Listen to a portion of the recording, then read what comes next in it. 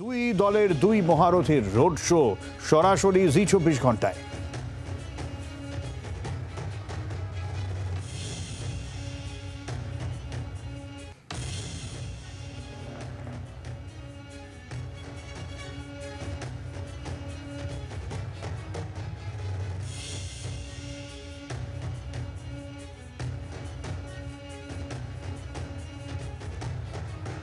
একটু এন্টালির খবর নেব।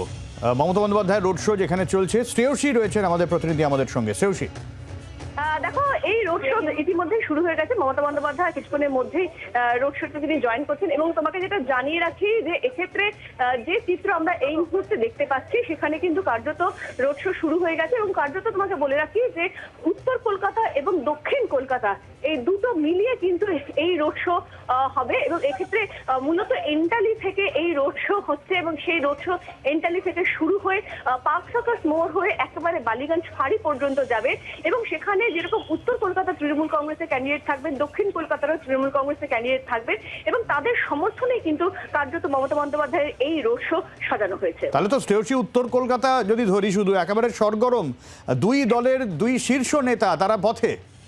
একেবারেই দেখো, কিন্তু এক্ষেত্রে উত্তর কলকাতা আমরা জানি যে আর কিছুক্ষণের মধ্যেই সেক্ষেত্রে নরেন্দ্র মোদী তার রোড শো শুরু হতে চলেছে এবং সেই উত্তর কলকাতা থেকে কিন্তু মমতা বন্দ্যোপাধ্যায়েরও রোড শো শুরু হলো। ফলে কার্যত বলা যেতে পারে যে দুই দলের, যে কথা তুমি বললে যে দুই দলের দুই শীর্ষ নেতৃত্বের এই রোড শো এবং সেই রোড শো ঘিরে কিন্তু মানুষের কি উন্মাদনা সেই দিকেই কিন্তু কার্যত নজর থাকছে। নিঃসন্দেহে মানুষের উন্মাদনা, সেই ছবি আমরা দেখতে পাচ্ছি সরাসরি, যেখানে প্রচুর সংখ্যক কর্মী সমর্থক একদিকে এন্টালিতে মমতা বন্দ্যোপাধ্যায়ের সঙ্গে, অন্যদিকে বারাসতে নরেন্দ্র মোদীর রোড শো, সেখানেও প্রচুর কর্মী সমর্থক জড়ো হয়েছেন। প্রচুর কর্মী সমর্থক অপেক্ষায় শ্যামবাজারে প্রধানমন্ত্রীকে দেখার জন্য।